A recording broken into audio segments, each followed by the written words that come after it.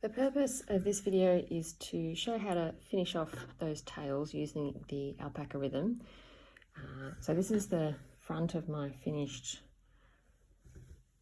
swatch. On the third stitch path, I started here and you've come back to finish there too. So I've just done my last slip stitch into the same place that I began.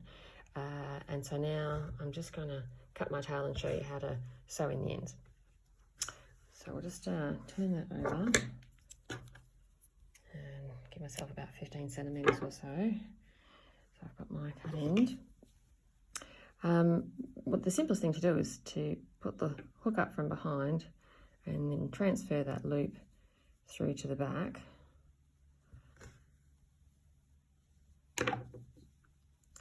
Now that's sitting okay at the front. You could use the tail to sort of tack that down as well, just kind of join the two together a little. But the first thing I do over the back is actually tie the first tail, or the beginning tail, to the end tail. And well, you're never supposed to tie knots. I know this. I do a little knot either way there, because I really don't want them unraveling or loosening at the front, but I don't want to tie the knot too tight either to kind of pull this far back. And then I thread the yarn onto a tapestry needle and basically weave it through to a point where you've got a crisscross, because on the back of the work, wherever you've got these sorts of diagonal lines, you've only had one pass, but where you've got the straight crisscross, you've actually gone back and forth twice, and you've got more yarn of yellow or whatever your embroidery yarn is to hide it in. And alpaca being, well, it's a feltable yarn, it's got some halo or fuzz, and that helps to lock it into itself. So just check at the front to go, okay, well, I'm fairly happy with that, but I could perhaps just gently come back towards the front and just tuck that down if I think it might be sitting, you know, a little away from the fabric or anything, but don't pull anything tight. You just want to have a visual continuity.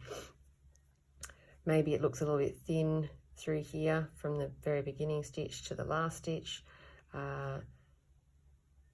so you could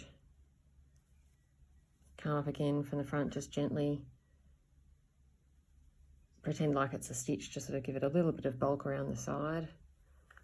So if you need to neaten anything up, then you've got an opportunity to do so, basically, without pulling anything too tight. It just sort of visually makes it more solid in that colour. Then in terms of weaving it in, I literally go in each direction.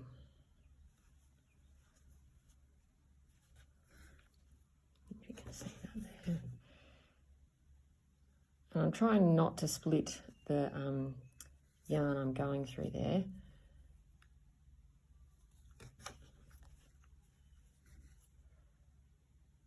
I'm trying just to sort of get the yellow without grabbing in too much of the underlying Our Tribe fibres.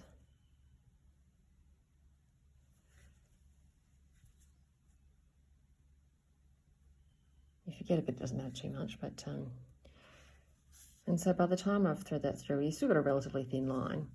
So now I want to, I've got to my part where I've got sort of more yellow to hide it in. So on the way forward, kind of just weave it in like I have been so far. But this is now where I actually change to try and split the yarn a bit to lock it into itself. I can go around the tip here to kind of anchor it before I turn back on itself, and now I'm going to basically try and hide it within the yellow back and forth here.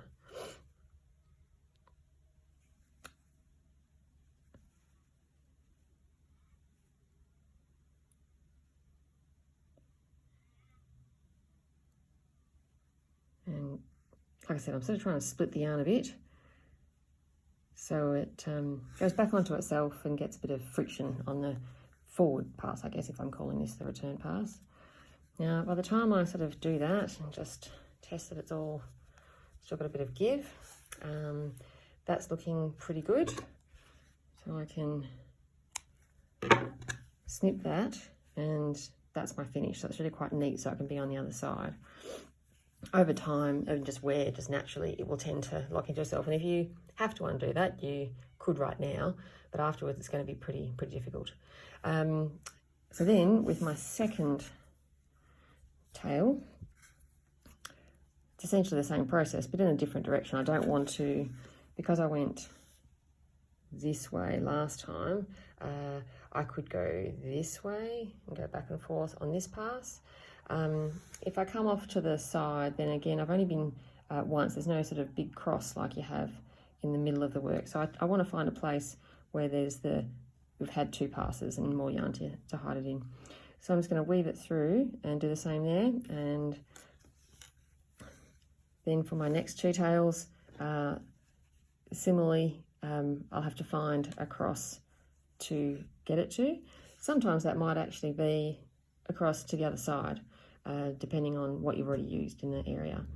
But quite honestly, the tails are closest together on the swatch, and they're further apart on the actual garment. Okay, well, that's it.